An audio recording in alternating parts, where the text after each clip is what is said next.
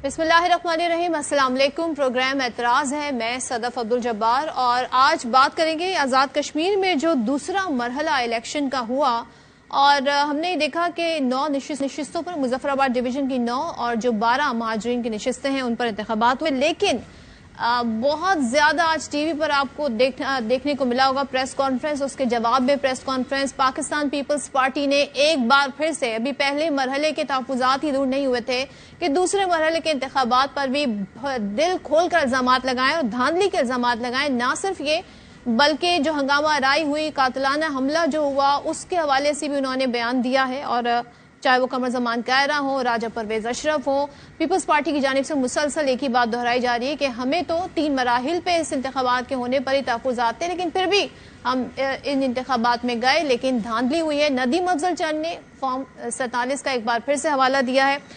दूसरी जानिब पाकिस्तान मुस्लिम लीग नून इस प्रेस कॉन्फ्रेंस का जवाब दे रही है, इस पर बात करेंगे। और साथ ही गुड गवर्नेंस का जो मामला है, नए सूबों की बातें, अब जाहिर है यहाँ पर खबरें और ज़्यादा मैच्योर हो रही हैं। आपको पता है जब सहाफ़ियों को ऐसी खबर मिलती है तो फिर वो भी कोशिश करते हैं अपनी तरफ से मज़ीद सूरत हाल जानने के लिए। तो मंसूर अली खान साहब, उन्होंने अपने व्लॉग में ये गुफ्तगू करते हुए बताया, ताकतवर शख्सियत से उनकी मुलाकात हुई और एक सवाल जवाब का एक सेशन था जिसमें मंसूर साहब ने खबर हमें दे दी है कि 6 माह की अब मौजूदा जो सिस्टम के बेनिफिशरी हैं, अब वो नून लीग और पीपल्स पार्टी हैं, उनके पास 6 माह का टाइम है। और ये सूरत हाल ऐसी है कि जो नए ब्लॉक्स हैं या नए इंतजामी यूनिट्स और सूबों की बात हो रही है, अब वो नागुज़ीर बन चुका है मामला, इससे पीछे वापसी मुमकिन नहीं है। तो यानी डू और डाई वाली सिचुएशन हो गई है। और मौजूदा हुकूमत का जो सियासी निज़ाम है उसके हवाले से मोहसिन नकवी साहब तो ऑलरेडी उन्होंने कह दिया है नाकाम हो गया है। दूसरे ऑप्शंस क्या हैं? क्या मौजूदा सिस्टम के बेनिफिशरी नए सिस्टम में भी सामने आ सकते हैं? तो ऑप्शंस का पूछा गया, not exactly in this way, but कहा क्या और ऑप्शंस भी हैं? तो जवाब ये था, जी ऑप्शंस बहुत सारे हैं। अब नून लीग इस मामले को कैसे देखती है पीपल्स पार्टी की तरफ से? तो अभी तक हमारे पास सिवाय बिलावल साहब ने अभी तक इस पर कोई लबकुशाई नहीं की है, सदर आसिफ अली जरदारी ने कुछ नहीं कहा है। ये मामला पीपल्स पार्टी के दिल के बड़े करीब है, बट नून लीग की जानिब से हमें एक हद तक बयान नजर आ गए कि जी हम राय का एहतराम करते हैं मोहसिन नकवी साहब की, बट स्टिल एक अहम मीटिंग भी हुई शरीफ फैमिली की, उसका भी हवाला मैं यहाँ पे दूंगी। क्या वहां पर ये बात ज़ेर बहस आई कि नहीं, इस पर भी बात करेंगे। लेकिन पहले जरा कश्मीर इलेक्शन की बात कर लेते हैं। नैयर बुखारी साहब इस सारी सूरत हाल पर क्या कह रहे हैं, जरा सुन लेते हैं। इसे शफाफ इंतखाबात कहते हैं आप, इसे आप कहते हैं कि हमें अवाम की हमायत हासिल है। इस किस्म के हथकंडे इस्तेमाल करके आप बक्से भर के अपने उम्मीदवारों को जिताना चाहते हैं। ये किस किस्म के इंतखाबात करवाए जा रहे हैं? ऐसे पोल्स जिसमें इस किस्म के हथकंडे इस्तेमाल किए जा रहे हों, उनको हम फ्री, फेयर और ट्रांसपेरेंट इलेक्शंस नहीं समझते, और न ही ऐसे नताइज को हम तस्लीम करेंगे जिसमें इस किस्म के बैलेट पेपर यूज किए गए हों। तो इसका जवाब राना सनाउल्लाह साहब ने कुछ यूं दिया। एक जमहूरी जमात, और ख़ास तौर पे ये बात इंतहाई अफसोसनाक है कि वो चार्टर ऑफ डेमोक्रेसी की सिग्नेटरी है, उन्होंने सुबह 10:30 बजे से ये काम शुरू किया और ये कहना शुरू कर दिया कि जी धांधली हो रही है और लोगों को जो है वो हक राय दही के इस्तेमाल से जो है वो रोका जा रहा है। कहीं कहा कि जी ये नहीं पहुंचा, कहीं कहा कि जी वो इस तरह से रोका जा रहा है 10:30 बजे, और फिर उस अमल को वो तसलसल से जो है वो बात करते चले गए। मैं बिलावल भुट्टो जरदारी साहब से कहूंगा कि आप हमारे भी बड़े कोलिशन लीडर हैं, आप अपने लोगों को देखें। लोगों ने जो है वो आपको गलत इंफॉर्मेशन दे के आपसे गलत बातें करवाई हैं। पीपल्स पार्टी के कमर ज़मान कायरा, उन्होंने जिस तरह से डिटेल प्रेस कॉन्फ्रेंस की और फिर हंगामा राई के हवाले से जो अटैक हुआ उस हवाले से भी उन्होंने बात की, जरा सुन लेते हैं। पहले फेज के ऊपर हमारे बहुत सारे तहफुजात थे, बार बार इलेक्शन कमीशन को जाके चीफ इलेक्शन कमिश्नर साहब से मिलकर तहफुजात का इजहार किया। आम वोटर को तहफुज तो क्या मिलता, सदर रियासत आज अपने हल्के में गए और उनके ऊपर कातिलाना हमला कर दिया गया। LA-31 लोअर कोर्ट में पोलिंग स्टेशन पे फायरिंग की गई है, हमारा कारकुन मुश्ताक शाह शहीद हो। कौन सा इलेक्शन और कौन सा सिक्योरिटी प्लान है? तो भाई 99%, 95%, 93% वोट कहीं नहीं पड़ते। 142, 143 पहले तो हमला ही को 12 बजे पहुंचा, 2-3 पोलिंग स्टेशन हमले को उठा के मुस्लिम लीग के कारकुन अपने घरों में लगे ठप्पे लगाए। खून बहा के इलेक्शन जीतना है तो ये कौन सा इलेक्शन है? इन इलेक्शंस के तहत जो गवर्नमेंट बनेगी क्रेडिबिलिटी नहीं होगी, ये इलेक्शन हमसे छीना गया। अमीर मकाम साहब, बार बार याद दिलाते रहते हैं पीपल्स पार्टी को कि ہم ہی صرف اس سسٹم کا حصہ نہیں ہیں، آپ بھی حصہ ہیں. کس طرح ہیں، کیا کہہ رہے تھے وہ سن لیتے ہیں. کہ اس طرح بلیم گیم میں سے کچھ حاصل نہیں ہونا ہے. الیکشن کے ابھی نتائج آئے ہی نہیں، اس پر اس طرح بات کرانا پہلے سے ہماری سمجھ میں نہیں آئی. پی ملن نے کس طرح دھاندلی دی، حکومت آپ کی، آپ کا صدر، آپ کا وزیر اعظم، جو شکایات اور اس پر الزامات ثبوت، آپ بات کر دیں حاکمیت اور ملکیت اور روزگار یہ دیں گے اور آپ کو یہ دیں گے. وہی لوگ آپ سے سوال کرتے ہیں کہ جب آپ کو موقع ملا تو آپ نے ہمیں کیوں نہیں دیا. اور ندیم افضل چند صاحب نے تو اسے الٹرا فارم 47 والا الیکشن قرار دیا ہے. کیا کہہ رہے تھے سن لیتے ہیں. چاہتے ہیں آزاد کشمیر الیکشن کو پوری دنیا متنازع سمجھے. 15 کے قریب کمپلینٹ داخل کی ہیں. سب سے بڑی زیادتی تو یہ ہے LA-27 جو پیپلز پارٹی کا مظفر آباد کا بڑا مضبوط حلقہ ہے، ان میں نہ پولنگ سٹاف پہنچا نہ پولنگ مٹیریل پہنچا. شاید ایک پارٹی کو اقتدار دینے کے لیے زبردستی دھونس دھاندلی سے کام لینا چاہتے ہیں. آپ ہوش کے ناخن لیں. سیاست سے سیاست کا مقابلہ کیا جاتا ہے، شرافت کا جتھوں سے مقابلہ پھر ووٹ کے ذریعے نہیں ہوتا. ان قوتوں سے ہمیں تحفظ چاہیے جو الیکشن اپنی مرضی سے اپنے کینڈیڈیٹس کو جتوانا چاہتے ہیں. یہ کوئی الٹرا فارم 47 والا الیکشن مجھے بنتا نظر آ رہا ہے. یہ ایسا نہ ہو کہ یہ 47 کا بھی باپ نکلے.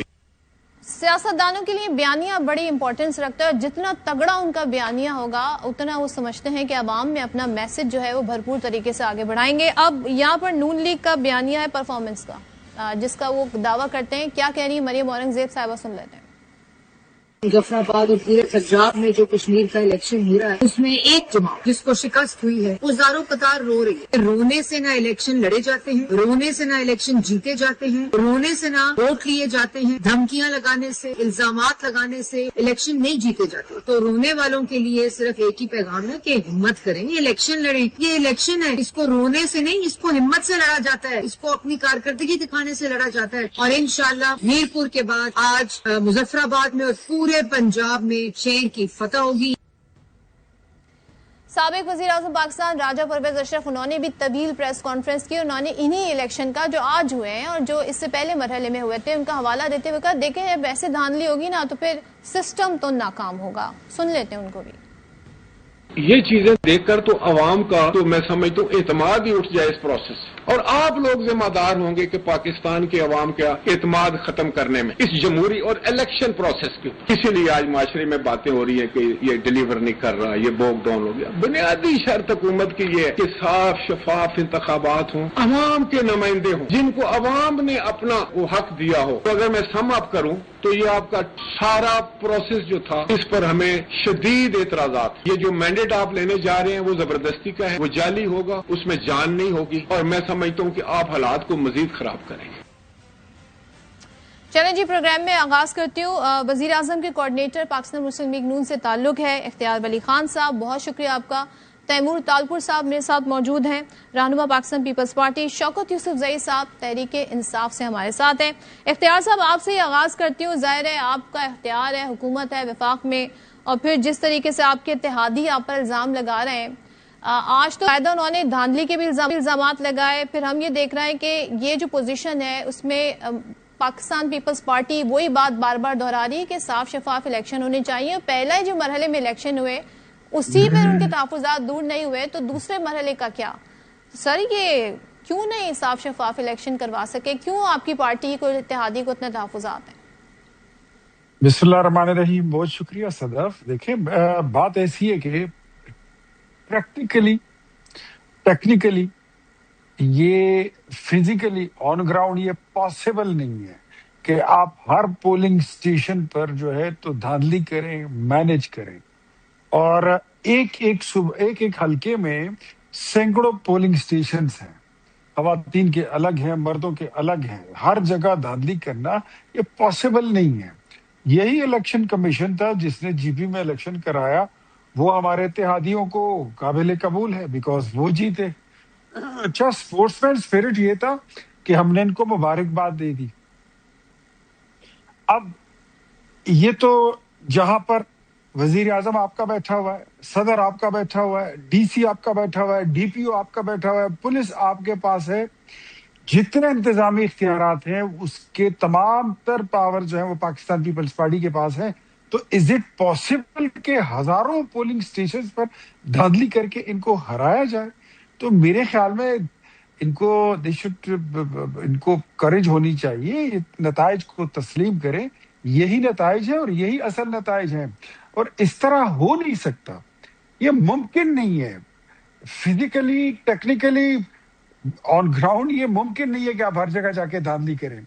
मैं तो बिलावल साहब को कह दिया था कि जहां हमने आपको मुबारकबाद दी है, वहां अगर हम जीत जाएं तो आपको भी मुबारकबाद हमें देनी चाहिए, और यही जमहूरियत का हुस्न है। ये इलेक्शन को नताइज अगर आप हार जाए और आप ना माने, तो मेरे ख्याल में माजी में इमरान खान साहब इस तरह किया करते थे, तो इस तरह तो हो नहीं सकता, पॉसिबल नहीं है। डिस्प्यूटेड हो गए इख्तियार वली साहब, पहले मरहले के तहफ़्फ़ुज़ात दूर नहीं हो सके, अब दूसरे में भी, अभी तो तीसरा मरहला आना है।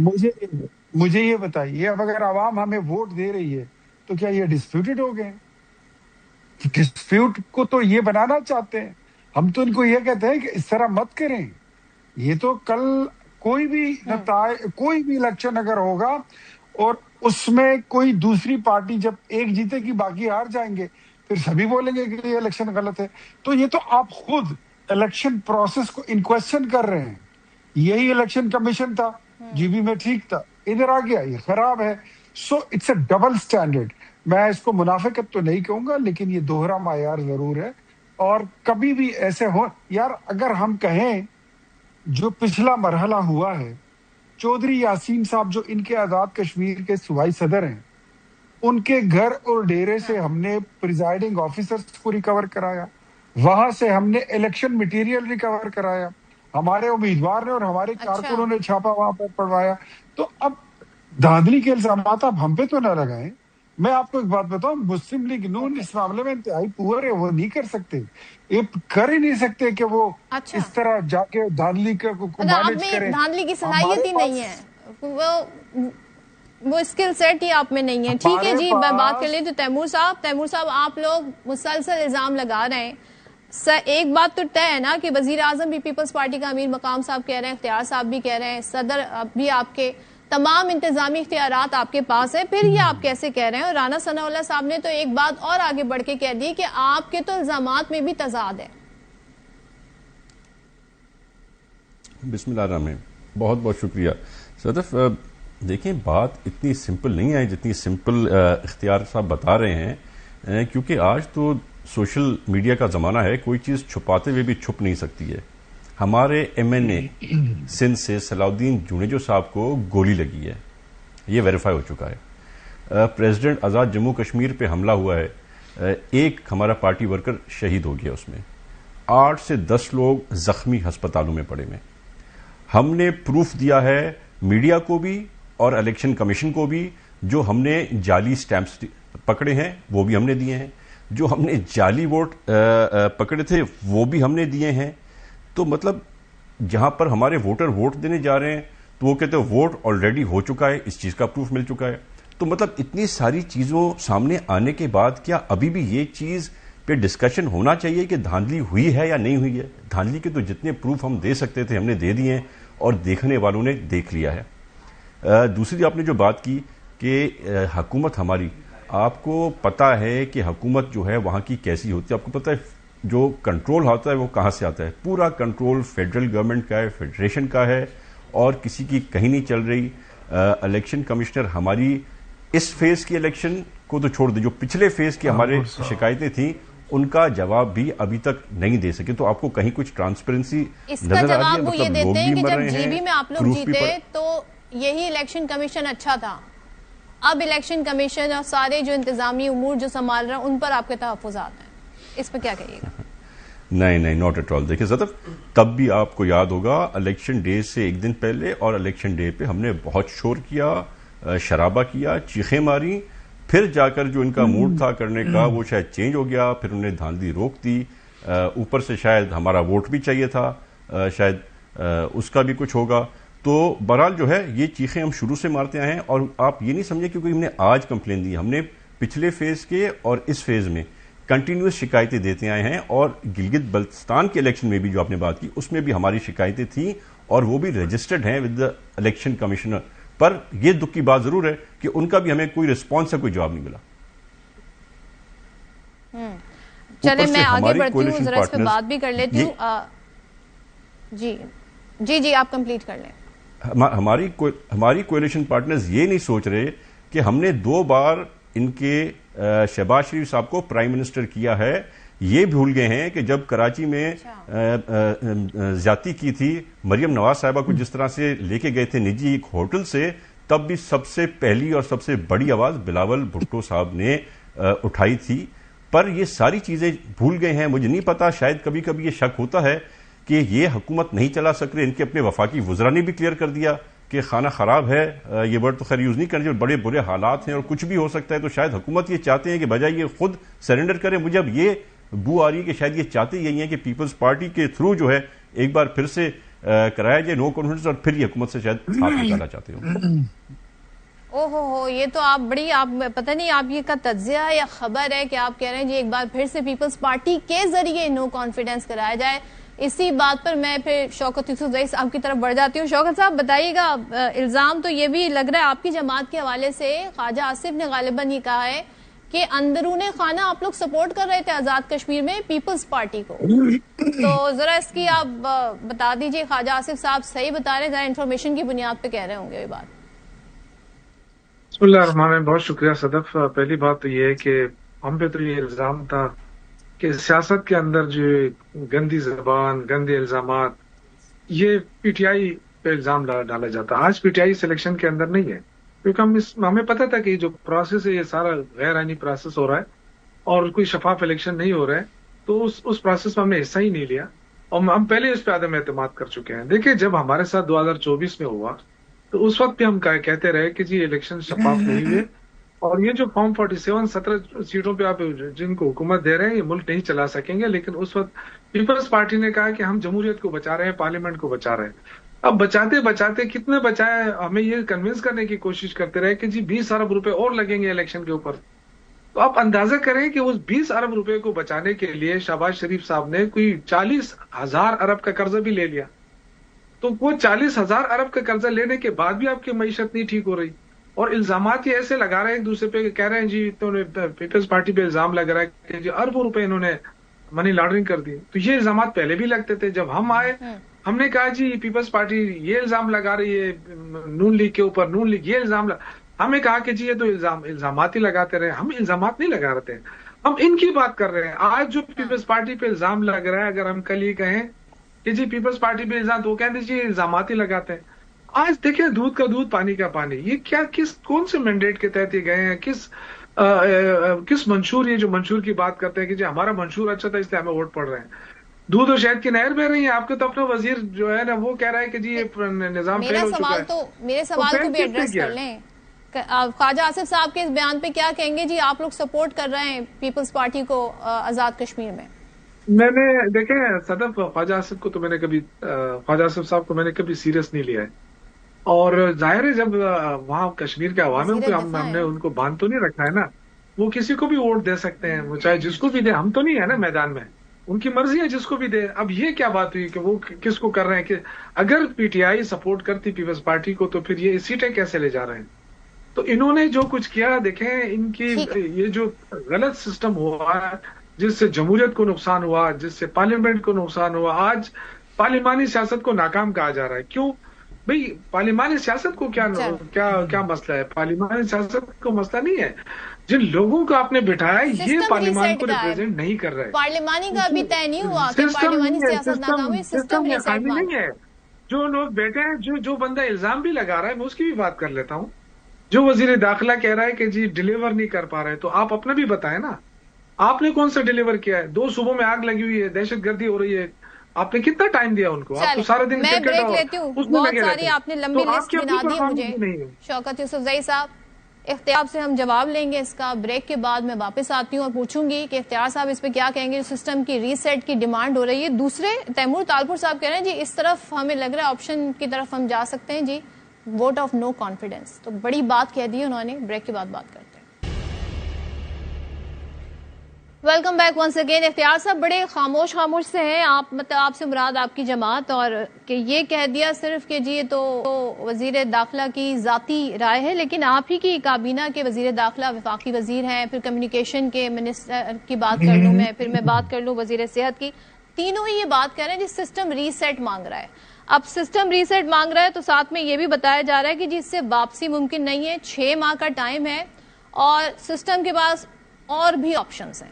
تو اس کا مطلب آپ لوگوں کو الٹیمیٹلی یہ ماننا پڑے گا نئے انتظامی یونٹس یا پھر نئے صوبے. یہ کون ہمیں کہہ رہا ہے کہ 6 مہینے کا ٹائم ہے آپ کے پاس؟ کون کہتا ہے؟ یہ خبر کہہ ہے. سکتا ہے خبر یہ جو ٹائم ہے وہ ہمیں پتا ہے. وہ تقریباً 2 سال 7 مہینے رہتے ہیں، 2 سال 8 مہینے رہتے ہیں. وہ گزریں گے، اس کے بعد پھر الیکشن ہوگا. کوئی کسی نے عدم اعتماد لانا ہے تو اکثریت جس کے پاس ہے آ جائے، لے جائے، دے دے. حکومت کو ہم تو وی آر ویری کلیئر کہ حکومتیں آتی ہیں اور حکومتیں چلی جاتی ہیں. سدا بادشاہی تو ایک اللہ کی ہوتی ہے. ہم کوئی پہلی دفعہ حکومت میں آئے ہیں، پہلی دفعہ حکومت ختم ہوگی ہم پھر آ جائیں گے حکومت میں. ہم پولیٹیکل پارٹی ہیں، ہم ختم تو نہیں ہوتے. ہم آپ موجود لوگ ہیں اس وہیں طرف پر آئیں گے موجودہ سسٹم کو بچانے کے لیے، اپنے 5 سال مکمل کرنے کے لیے، پھر یہ تجویز ماننے کو تیار ہیں آپ؟ پھر دیکھیں، تجویز ہر تجویز قابل قبول ہے جس کا آئین دستور اجازت دے، جس پر نیشنل کنسنسس ہو، وہ سارے کام ہو سکتے ہیں. ہاں، یہ بات بالکل درست ہے کہ لیپس ہیں، چیزوں میں کمی کوتاہیاں ہیں. سب سے بڑا کام جو تھا وہ یہ تھا کہ پاکستان ڈیفالٹ ہو رہا تھا. آج سے 4 سال پہلے ڈیفالٹ نہیں ہوا. لوگ تو کہہ رہے تھے، یہ شوکت بھائی کی پارٹی کہہ رہی تھی، ان کا لیڈر کہہ رہا تھا کہ 3 ٹکڑے ہونے لگا ہے ملک، ساری اکانومی انڈرمائن ہو چکی ہے. کہہ رہے تھے کوئی ایک ملک ان کے ساتھ لین دین نہیں کر رہا تھا، کہیں بھی نہیں. ڈپلومیٹیکلی آپ بالکل اکیلے. فواد چودھری صاحب کو سن رہی تھی، وہ کہہ رہے تھے جب ہمارے خلاف vote of no confidence motion آ رہی تھی تب ہمیں بھی لگتا تھا ہم 10 سال کے لیے کہیں نہیں جا رہے ہیں، لیکن پھر سب نے دیکھا کیا ہوا. تو آپ کو کانفیڈنس مجھے کافی زیادہ لگتا ہے. ذرا میں فواد چودھری صاحب جو ہیں، ان کی مجھے نہیں پتا کتنی پارٹیاں وہ بدل چکے ہیں، آگے انہوں نے کتنی بدلنی ہے، لیکن ہم ایک جگہ پر کھڑے ہیں. میں نے اس ملک میں حکومتوں کو آتے اور جاتے دیکھا ہے اور 35 سال سے دیکھ رہا ہوں، تو میں ان چیزوں کو سمجھتا ہوں. کہیں بھی نہیں ہوگا، اور جو اگر ہوگا بھی تو کوئی ہمیں مرنا تو دور کی بات، ہمیں بخار بھی نہیں چڑھے گا. ہم نے کیا، میں تو صرف سمپلی یہ جاننا چاہ رہی ہوں، شریف فیملی کی وزیر اعظم میاں نواز شریف صاحب، مریم صاحبہ، اسحاق ڈار صاحب، ان کی ملاقات ہوئی، تو آپ لوگوں کی رائے کیا ہے؟ یہ ہونا چاہیے کہ نہیں ہونا چاہیے؟ آپ کی لیڈرشپ کیا کہہ رہی ہے اس بارے میں؟ میں پھر کہتا ہوں کہ مسلم لیگ نون یہ سمجھتی ہے کہ نیشنل کنسنسس کے بعد صوبے بننے چاہیے، مزید انتظامی یونٹس بننے چاہیے، گورننس بہتر کرنے کے لیے نئے طریقے اپنانے چاہیے. اس پرانے اولڈ فیشن اور پرانے معاملات کے ساتھ چلنا آگے وہ ممکن نہیں رہا، مشکل ہو گیا ہے. لیکن جو طریقہ کار یا جس طریقے سے محسن نقوی نے بات کی، میرے خیال میں ان کو زیب نہیں دیتا، ان کو نہیں کرنا چاہیے تھا. ان کو چاہیے تھا، وہ حکومت کے وفاقی کابینہ کے ممبر بھی ہیں، وزیر بھی ہیں، اور سب سے پاورفل وزیر ہیں. ان کو چاہیے تھا کہ یہ بات وہ پرائم منسٹر صاحب سے کرتے، ان کو چاہیے تھا وہ کیبنٹ میں بیٹھ کر کرتے، وہ سینٹ میں بات کرتے، کہیں سے شروع کرتے. اگر آپ کابینہ میں پوچھ لیں، وزیر اعظم پوچھ لیں، آپ مشورہ دے دیں، آپ ان کے کوارڈینیٹر بھی ہیں. مجھے بات کرنے دیں تالپور صاحب سے. تالپور صاحب ذرا بتا دیں، ایک بات جو کہی اختیار ولی صاحب نے کہ ووٹ آف نو کانفیڈنس تو وہ لائے نا جس کے پاس اکثریت ہو، وہ آپ لوگ کیسے مینج کریں گے جو ابھی جس کا آپ نے حوالہ دیا؟ دوسرے، سسٹم ریسیٹ مانگ رہا ہے تو آپ بھی اس کے بینیفیشری ہیں، تو آپ کے پاس بھی اگر کہا جائے جو 6 ماہ کا ٹائم دیا جا رہا ہے، وہ آپ کے پاس بھی صرف 6 ماہ کا ہی ٹائم ہے اس خبریت کے مطابق. میں سمجھتا ہوں کہ یہ ریسیٹ کی بات ہم نے تو کی نہیں ہے. یہ ریسیٹ کی بات ان کی اپنی کابینہ کے، میں سمجھتا ہوں سب سے امپورٹنٹ منسٹر نے یہ بات کی ہے. تو یہ تو ان کو ہی سوچنا چاہیے نا. یہ پیپلز پارٹی اگر بات کرے، پیپلز پارٹی اگر بات کرے ریسیٹ، ہاں بالکل قریبی ہیں، قریبی تو سب کے ہیں. قریبی تو وہ میاں صاحب کے بھی بڑے قریبی ہیں، پریزیڈنٹ زرداری صاحب کے بڑے قریبی ہیں. پر بات یہ نہیں کہ قریبی کس کے ہیں، بات یہ ہے کہ کس کی کابینہ میں بیٹھے ہوئے. انہوں نے کیا بات کی؟ انہوں نے بہت امپورٹنٹ بات کی ہے ریسیٹ کی. تو یہ انہی کے حلقوں سے آئے گی نا. آپ پیپلز پارٹی کو تو بلیم نہیں کر سکتے. اب اگر ان کی کابینہ کا وزیر کہہ رہا ہے کہ ریسیٹ کی ضرورت ہے، تو پھر ریسیٹ کا کیا طریقہ ہے مجھے بتائیں. کانسٹیٹیوشنل طریقہ سوائے نو کانفیڈنس کے مجھے تو کوئی نظر نہیں آ رہا. جس طرح سے یہ ہم سے لڑ رہے ہیں پیپلز پارٹی سے جو کہ ان کے مین سپورٹرز ہیں, ان کو 2 بار پرائم منسٹر بنانے والی پارٹی ہے, ان سے یہ لڑ رہے ہیں, تو مطلب یہ خود بھی شاید ریسیٹ چاہتے ہیں, اسی لیے یہ چاہتے ہیں کہ عزت سے پیپلز پارٹی نو کانفیڈنس لائے. کی تیاری کر رہے ہیں, یہ میں خبر سمجھوں, بریکنگ نیوز سمجھوں طالپور صاحب؟ دیکھیں جس طرح سے ہمارے ساتھ چل رہے ہیں, جس طرح سے پیپلز پارٹی کو ٹریٹ کیا جا رہا ہے, جس طرح سے ہمارے ساتھ الیکشن کے دوران سیکنڈ فیز میں بھی دھاندلی کی جا رہی ہے, زیادتیاں کی جا رہی ہیں, ہمارے ایم این ایز کو گولیاں لگ رہی ہیں, تو میرے خیال سے یہ بریکنگ نیوز ہی ہوگی. میں نہیں سمجھتا چیئرمین بلاول بھٹو صاحب یہ برداشت کریں گے کہ ان کے ورکرز کی شہادتیں, ان کے ایم این ایز کو گولیاں لگے. تو یہ اتنی چھوٹی بات نہیں ہے جتنی ہمیں لگ رہی ہے, یہ بہت بڑی بات ہے اور بہت گہری بات ہے, اور یہ بات بہت دور تلک جائے گی. پہلے بھی جو ہے میں نے ابھی میرے بھائی ہیں بڑے ہمارے اختیار صاحب کی میں نے بات سنی, جو ان کا کانفیڈنس تھا کہ 2.5 سال ابھی پتہ نہیں کتنا ہمارا ٹائم باقی ہے. تو میں ذرا یاد دلا دوں, عمران خان صاحب کا اس سے زیادہ ٹائم باقی تھا, پر جب آصف علی زرداری صاحب پریزیڈنٹ زرداری صاحب کام کرنے پہ آئے تو پھر آپ نے دیکھا نمبرز کیسے بنے اور چیزیں کیسی ہوئیں. طالپور صاحب میں نے 28 سال یہ نمبر بنانا یہ پریزیڈنٹ زرداری صاحب کام ایک ساتھ کرنا کوئی بڑی بات نہیں ہے, پیپلز پارٹی کے لیے بڑی بات نہیں ہے. Okay, not a big deal. Ikhtiar صاحب اب باقی آپ الٹی گنتی شروع ہو گئی, آپ کاؤنٹ ڈاؤن جو ہے اس پہ نظر رکھیں. شوکت یوسف صاحب یہ بھی خبر آئی, گنتی سیدھی تو پڑھ لیں, سیدھی گنتی پڑھی نہیں جاتی, الٹی گنتی شروع کر دی. شوکت یوسف صاحب آپ بتائیں, آپ کے تو بڑے تحفظات تھے. میں ایک چیز صدف میں کہتا چلوں جی, ایڈ کر یہ بار بار کہتے ہیں نا کہ پریزیڈنسی چھوڑ دیں, آپ جو ہے اپنا گورنرشپس چھوڑ دیں, آپ ڈپٹی اسپیکر کی سیٹ چھوڑ دیں. اگر میری قیادت نے یہ فیصلہ کر لیا تو آپ کو کہنے کی ضرورت نہیں پڑے گی. ہم ان چیزوں سے بہت اوپر اپنی پارٹی کی عزت, اپنی سیاست کو سمجھتے ہیں, ہمیں دیر نہیں لگے گی یہ کام کرنے میں. تو یہ ہمیں دھمکیاں نہ دیں پریزیڈنسی کی اور گورنرز کی. تو طالپور صاحب کیا آپ کو 2.5 سال بعد پتا چلا کہ یہ حکومت فارم 47 کی ہے؟ آپ کی پارٹی کو 2.5 سال بعد یہ بات سمجھ آئی کہ یہ مینڈیٹ جعلی ہے؟ دیکھیں مجھے تو سمپل افتخار صاحب, بہت سی چیزیں ایسی ہیں جو ہم برداشت کر کے چپ کر کے بیٹھے ہوئے تھے تاکہ پاکستان کا نقصان نہ ہو, پولیٹیکل سٹیبلٹی خراب نہ ہو. اور بھی بہت چیزیں ہیں ہم جو کر سکتے ہیں, ہم کہہ سکتے ہیں, پر ہم نے برداشت کیا اس ملک کی خاطر, اس ملک کی اسٹیبلٹی کی خاطر. پاکستان کا نقصان کرنا چاہتے ہیں, ابھی آپ پاکستان کا نقصان کرنا چاہتے ہیں. اللہ نہ کرے پاکستان, تو پھر اللہ نہ کرے, اللہ نہیں, پاکستان کا نقصان کبھی نہیں کریں گے. پاکستان جو بھی کریں گے پاکستان کی بہتری کے لیے کریں گے. آپ کو آج پتا چلا. شوکت یوسف صاحب مجھے بتا دیجئے کہ یہ سچویشن میں آپ کی کیا پوزیشن ہے؟ ایک یہ بھی حوالہ دیا گیا کہ جی سسٹم کے پاس آپشنز بہت ہیں اور آپشنز میں ظاہر ہے اس وقت آپ حکومت کا حصہ نہیں ہے کیا, لیکن آپ کی اپنی سیاست میں بڑے مسئلے ہیں, آپ کی تو پارٹی میں ہی کلیئرٹی نہیں ہے کہ کون پارٹی رن کر رہا ہے, کس کے احکامات پہ پارٹی چل رہی ہے. تو اب آپ کیا کسی نئے ایسے سسٹم کا حصہ بننا چاہیں گے جس سے آلریڈی آپ کو تحفظات ہیں کہ جی صاف شفاف الیکشن آپ چاہتے ہو, اصلاحات کے بغیر کسی ایسے سسٹم کا حصہ بننا چاہیں گے؟ دیکھیں, پہلی بات تو یہ کہ آپ دونوں کو سن رہی ہیں, دونوں بڑے اچھی باتیں کر رہے ہیں, اور ان میں یہ آپس میں مل کر یہ بڑے تجربہ کار لوگ ہیں نا, یہ دونوں تجربہ کار نے مل کر ملک کو یہاں تک. شوکت بھائی فل مزے لے رہے ہیں ہم دونوں کے.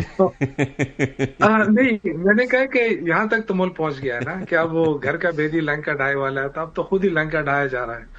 تو اب یہاں تک تو بات پہنچی ہے کہ وزراء صاحبان, اب اگر ان کی اپنی حکومت ہوتی تو صدف پہلی بات یہ ہے کہ وزیر داخلہ کو بلا کے ان سے ایکسپلینیشن کال ہوتی, شاید اس کو سیک کر دیا جاتا. اس سے آپ اندازہ کریں کہ کتنے مجبور ہیں یہ بیچارے. آپ کسی ووٹ آف نو کانفیڈنس کا حصہ بنیں گے جیسے آپ کی حکومت گئی ایسے کسی؟ میری بات سنیں پہلے. دیکھیں, پہلی بات تو یہ کہ نہ پیپلز پارٹی چھوڑے گی حکومت اور نہ یہ ایک دوسرے سے الگ ہوں گے, کیونکہ مفادات ایک ہیں. یہ کوئی جمہوریت کے لیے نہیں الگ ہو رہے ہیں یا جمہوریت کو کوئی توانائی مل رہی ہے, یہ اپنی ذاتی مفادات کے لیے الگ ہونے کی کوشش کر رہے ہیں اور دھمکی دے رہے ہیں الگ نہیں ہو سکتے, اس لیے کہ دونوں کے کیسز چل رہے ہیں. ان میں سے کوئی بھی چھوڑے گا نا, جو لوگ ان کو لے کر آئے ہیں. دیکھیں, ایک طرف یہ مسلم لیگ نون تو اس کے ذمہ دار ہے حالات کے, لیکن کیا پیپلز پارٹی یکساں اس کے ذمہ دار نہیں ہے؟ یہ جو صدارتی محل میں بیٹھے ہوئے ہیں یا جو گورنر ہاؤسز میں بیٹھے ہوئے ہیں, یہ کس کے ووٹوں پہ بیٹھے ہیں؟ اب مجھے بتائیں, صدر بھی تو انہی فارم 47 کے ووٹوں سے بنا ہے نا, تو پھر جانا ہوگا تو پھر تو سب کی وہ لپیٹی جائے گی نا. تو بات یہ ہے کہ آپ دونوں نے مل کر ملک کی جو حشر کر دیا ہے کہ آج جو ہے نا ملک مقروض ہو گیا ہے. آپ کہتے ہیں کہ ابھی میں اختیار ولی صاحب کی بات سنا تھا کہ پی ٹی آئی تو ڈیفالٹ کر رہا تھا. بھائی جب ڈیفالٹ کر رہا تھا تو اس وقت ہمارا گروتھ ریٹ 6 پوائنٹ نہیں تھا. شوکت صاحب نے میرے سوال کا جواب آپ بول کر گئے, میرے سوال کا جواب آپ نے نہیں دیا. آپ دو ٹوک بتا دیں, میرے پاس وقت اس وقت بریک پر جانا ہے میں نے. نہیں میں ایک منٹ نا, دیکھیں یہ بڑی بات انہوں نے کی نا کہ ہمارے دور میں انہوں نے ڈیفالٹ ہونے سے ملک کو بچایا. 40,000 ارب کا قرضہ لے کے انہوں نے ملک کو بچایا. کون سے مجھے بتائیں ایک آنے کا مجھے جواب نہیں ملا. شوکت انصاری صاحب اب آپ نئے بینیفیشری بنیں گے, سسٹم کے نئے بینیفیشری بنیں گے کہ نہیں, یا آپ میں بتا رہا ہوں نا, ہم کسی ان کے سسٹم کا حصہ نہ بننا چاہتے ہیں نہ بنیں گے. ہم کیوں الگ ہوئے آزاد کشمیر کے الیکشن سے کہ ہم اس گناہ کبیرہ میں شامل ہی نہیں ہونا چاہتے. ٹھیک ہے, thank you so much. Okay, مجھے جواب. تھینک یو سو مچ اختیار صاحب, بہت شکریہ. تالپور صاحب بہت شکریہ. شوکت یوسفزئی صاحب, یہاں پر بریک لیتی ہوں, بریک کے بعد واپس آتا ہوں. Welcome back once again. بات کریں گے امریکہ ایران کی موجودہ سچویشن پر, اور امریکی صدر ڈونلڈ ٹرمپ نے جو بڑا حملہ ایران پر کرنے کا اعلان کیا تھا اس کو منسوخ کر دیا ہے, لیکن اس کے پیچھے بہت سارے عناصر متحرک ہیں, اور ایکسبیوز نے بڑا انکشاف کیا. انہوں نے کہا جی کہ محمد بن سلمان نے ڈونلڈ ٹرمپ کو فون کر کے ایران پر حملے کی مخالفت کی ہے. بڑی اس کی ڈیٹیل بھی سامنے آئی ہے, اور انہوں نے کشیدگی کم کرنے کا کہا ہے. تو کیا ڈونلڈ ٹرمپ صاحب نے اسی وجہ سے یہ اعلان کیا ہے؟ دوسرے مشرق وسطیٰ میں ہم دیکھ رہے ہیں اس کشیدگی کو کمی کرنے کے لیے قطر کافی متحرک ہمیں نظر آ رہا ہے. یہ معاملات کیا ایک بار پھر سے سیز فائر ڈائلاگ کی طرف جا رہے ہیں؟ کہاں جا رہے ہیں؟ بات کر لیتی ہوں. میرے ساتھ موجود ہیں میجر جنرل ریٹائرڈ زاہد محمود صاحب. تھینک یو سو مچ زاہد صاحب, بہت شکریہ آپ کا. ڈاکٹر جمیل احمد خان صاحب سابق سفیر میرے ساتھ ہیں, آپ دونوں کا بہت شکریہ. زاہد صاحب آپ سے آغاز کروں گی. ڈونلڈ ٹرمپ صاحب کی اسٹریٹجی اگر مجھے بتا دیں, وار اسٹریٹجی میں کس طرح کام کرتی ہے؟ کبھی وہ ایک بہت بڑے اٹیک کی دھمکی لگاتے ہیں, ساتھ ہی ساتھ فضائی حملے جاری رہتے ہیں, پھر وہ اس سے واپس ہو جاتے ہیں, اور پھر ہم یہ دیکھ رہے ہیں کہ ان کو جس طریقے سے رپورٹ ہو رہا ہے کہ محمد بن سلمان نے ان کو کال کر کے باقاعدہ اس پر اپنی تشویش کا اظہار کیا ہے. تو آپ سمجھتے ہیں کہ ایک فون کال سے انہوں نے اتنا بڑا پلان اپنا منسوخ کر دیا؟ جی thank you Sadaf for inviting me, اور جمیل صاحب کو بھی میرا بہت سلام. No, it is larger aspects ہیں. اٹ از یہ ایسا نہیں ہے کہ جو پریزیڈنٹ ٹرمپ کی جو اسٹریٹجی ہے وہ اکنامک کوئرجن اور ملٹری کوئرجن دونوں استعمال کر رہے ہیں, بٹ ابھی وار جو ہے ایرانین اسٹریٹجی کی وجہ سے, ایرانین رسپانسز کی وجہ سے ایکسپینڈ ہو رہی ہے, اور پوری ریجن کو اس نے اپنی لپیٹ میں لے رہی ہے. And it has repercussions for the countries. یہ ابھی وہ والے اٹیکس نہیں ہیں ایران کی طرف سے ریجنل کنٹریز کے اوپر کہ جو امریکن ایسٹس جہاں پہ موجود تھے یا امریکن بیسز کے اوپر, یہ ایکسپینڈ ہو رہے ہیں. نان اسٹیٹ ایکٹرز یہاں پہ ایکٹیویٹ ہو رہے ہیں. ہوسیز ایکٹیویٹ ہوئے ہیں, عراق کے اندر آپ نے دیکھا ایکٹیویٹ ہوئے ہیں. تو سعودی عربیہ اور باقی عرب کنٹریز کا کنسرن کریٹ ہو رہا ہے, اور وہ کنسرن اب پریشر ڈال رہا ہے اور مجبور کر رہا ہے امریکہ کو کہ وہ ایک ایسی پالیسی اپنائے جس سے یہ وار ختم ہو, ڈی ایسکلیٹ ہو. ریجن ڈی ایسکلیٹ کرنا چاہتا ہے. آپ دونوں نے پہلے ایک ایم او یو سائن کیا, آپ ادھر سے نکلنا چاہتے ہیں. وہ نہ جانے کون سے عوامل ہیں جو آپ کو بار بار وار کی طرف پش کر رہے ہیں, اور وہی عوامل ہیں جو اسرائیل کی شکل میں, اسپوائلرز کی شکل میں جو آپ کو پش کر رہے ہیں. And all is not good. آج جنرل جارج کو انہوں نے سیک کیا ہے, ہیسٹیک نے, جو آرمی چیف ہے ان کے. تو اس سیکنگ کا کلیئر مطلب ہے کہ دیر آر سیریس پولیٹیکل اور فورسز اور ملٹری فورسز کے درمیان سیریس ڈفرینسز ہیں کسی نہ کسی لیول پہ, ورنہ ڈیورنگ دی وار کبھی سینئر لیڈرشپ کو اس طریقے سے سیک نہیں کیا جاتا. دو کہ وار تو ایگزیکیوٹ سینٹ کام کر رہی ہے, but the army chief also has an impact, اور آف کورس وہ ٹروپس اس کے جو سرو کر رہے ہوتے ہیں ڈفرینٹ کمانڈز کے اندر, ان کو وہ ڈائریکٹلی امپیکٹ کرتا ہے. جی تو سب اچھا نہیں ہے. سعودی عربیہ یہ یقیناً سمجھ رہا ہے کہ جب خطہ پورا اس لپیٹ میں آئے گا تو ان کے نقصان زیادہ ہو جائیں گے, اور اگر کل امریکہ یہاں سے نکل بھی جاتا ہے کوئی بہانہ کر کے یا کوئی ریزن کر کے کہ جی ہم نے ملٹری آبجیکٹیو اچیو کر لیے, تو ریجن کے اندر وار پھر بھی رہ جائے گی.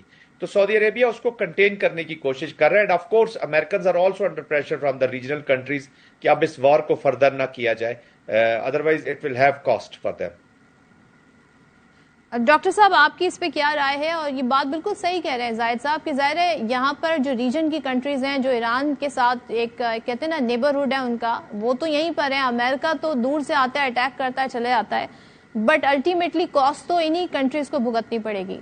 آپ کے خیال میں جو اس وقت کوششیں ہو رہی ہیں وہ نتیجہ خیز ہو سکتی ہیں آنے والے دنوں میں؟ جی ہاں، مدعو کرنے پر مشکور and good to be in this panel with general Zahid. جی مجبور کر سکیں گی. اس کے چند عوامل ہیں، چند حقائق ہیں، زمینی حقائق. اگر اس کو چند لمحے کے لیے اس پر ڈسکس کر لیا جائے تو بات ذرا زیادہ واضح ہو جاتی، پھر کنکلوژن کر لیں گے اگلے 2 منٹ میں.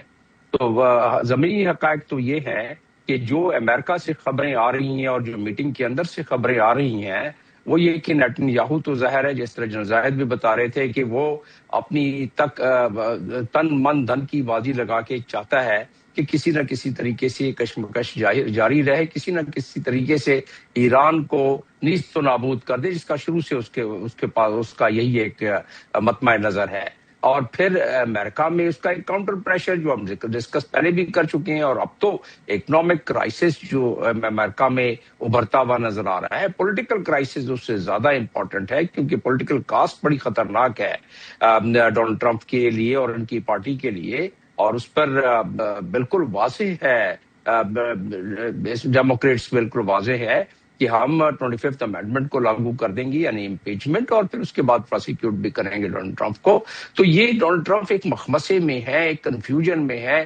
اسی لیے جو ان کے بیانات ہیں، کبھی گھڑی میں تولا گھڑی میں ماشا وہ ہو جاتے ہیں. وہ بیسیکلی پریشر کے طور پر، جو پریشر ان کے اوپر جب بنتا ہے ایک طرف سے پھر دوسری طرف سے، تو اس میں ذرا ان کو یہ پرابلم. لیکن حقائق زمینی دوسرے کیا ہے کہ یقیناً ان کے پاس ساز و سامان یعنی کہ اسلحہ کم ہو گیا ہے، کیونکہ یہ باتیں اب تو واشنگٹن پوسٹ میں بھی رپورٹ ہو گئی ہیں، ان کے اپنی میڈیا میں بھی رپورٹ ہو گئی ہیں، تحقیقاتی رپورٹ بھی سامنے آ گئی ہیں، کہ جس کے تحت ان کے تھاٹس اور ان کے ایئر ڈیفنس سسٹم کے میسائلز اب سینکڑوں میں رہ گئے ہیں. پہلے 2,000-2,500 کے قریب تھے، اب کوئی 800-900 رہ گئے ہیں جو کہ رپورٹس ادھر سے آ رہی ہیں.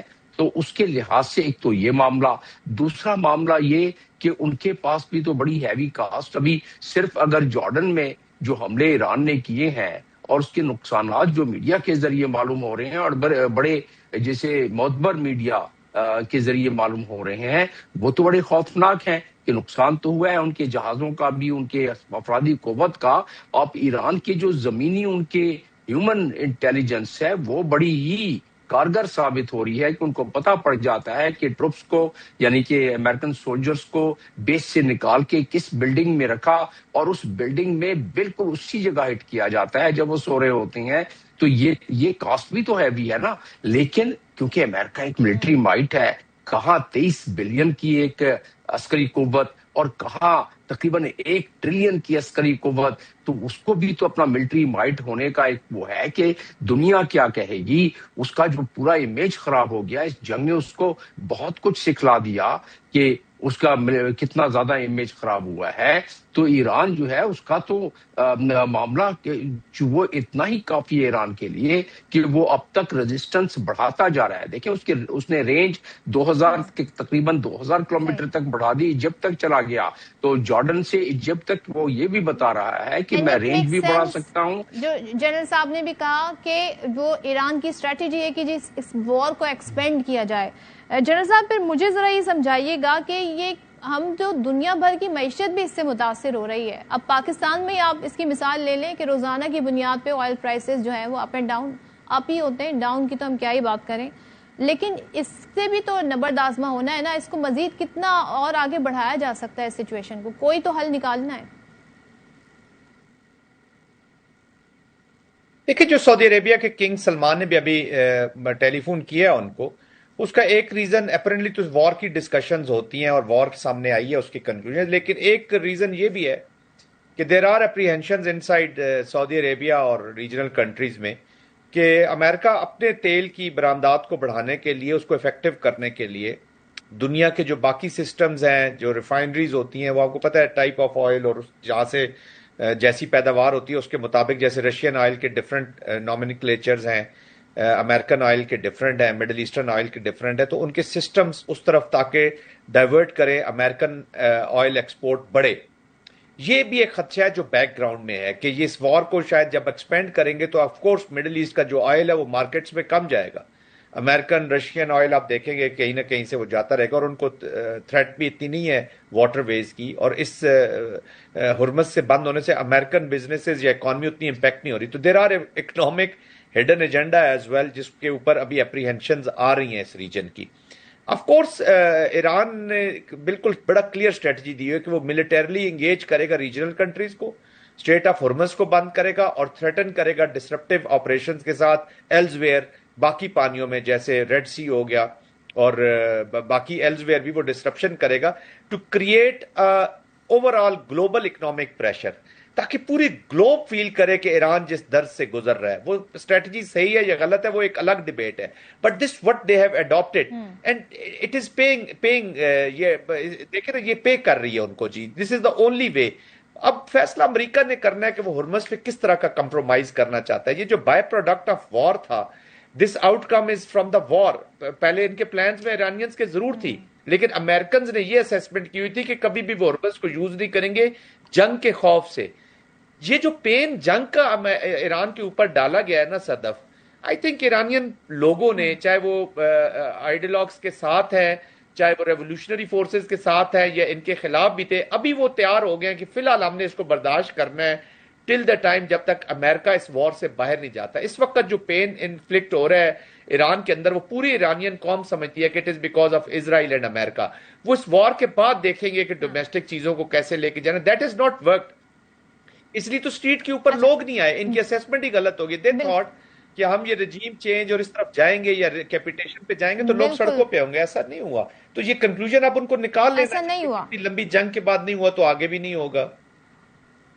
آگے بھی نہیں ہوگا. ڈاکٹر صاحب آپ آخر میں ایڈ کر دیجئے, اب آپ سمجھتے ہیں اب نئے اتحاد بنیں گے؟ اب امریکہ پہ جو ایک سیکیورٹی کے لیے ریلائی کرتی تھی جی سی سی کنٹریز, وہ معاملہ بھی اب چینج ہونے جا رہا ہے. یہ جو کال ہوئی ہے محمد بن سلمان کی طرف سے, یہ بھی بڑا میٹر کرتی ہے کہ وہ اب سچویشن کو انڈر کنٹرول لینا چاہ رہے ہیں, اپنے ہاتھ میں لینا چاہ رہے ہیں. Do you think so? نہیں, ایم ڈی ایس کی جو کال ہے وہ ٹھیک ہے, ظاہر ہے ان کو فکر ہے, ان کو پتا ہے کہ cost of retaliation is much higher than cost of restraint. اور یہی وجہ ہے کہ جیسے ہی عراق پہ انہوں نے جوائنٹ اٹیک کیا پراکسی پر, انہوں نے کہہ دیا کہ اس سے نہ عراقی عوام کا کوئی لینا دینا ہے نہ کسی اور کا. ہم نے تو ایک جگہ سے ہمارے پاس اٹیک آیا, ہم نے اس کو نیوٹرلائز کیا ہے اور ہم اس سے آگے کچھ نہیں کریں گے. تو ایران نے, آپ کو میں نے پہلے بھی کچھ پروگراموں میں یہی کہا تھا کہ ایران اس پہ ریٹیلیٹ نہیں کرے گا کیونکہ اس کو انٹرنیشنل قانون اور باقی چیزوں کا سارا پتا ہے. لیکن بات صرف اتنی سی کہ ایران کو پتا ہے کہ اگر امریکہ ایسکلیٹ کرے گا ایران بھی ایسکلیٹ کرے گا.